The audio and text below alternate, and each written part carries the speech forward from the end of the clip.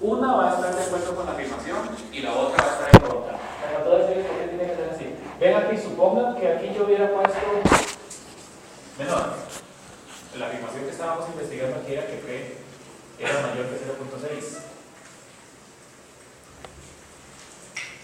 Para investigar esta afirmación, supongan que yo hubiera puesto así, entonces las dos hipótesis están en contra.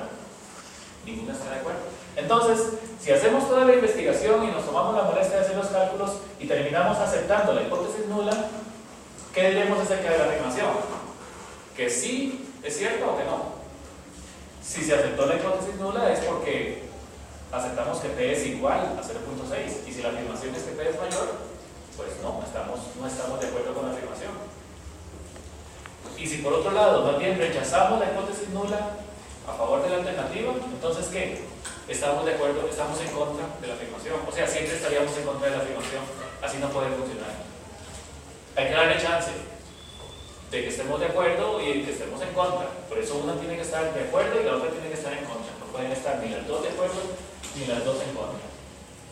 Esa es la segunda regla. Entre las hipótesis nula y alternativa, una tiene que estar de acuerdo con la afirmación y la otra tiene que estar en contra. Combinando esas dos reglas, entonces, regla número 1 es lo primero que hay que tomar en cuenta. ¿Cómo sale la hipótesis nula? Sigma es igual a 2.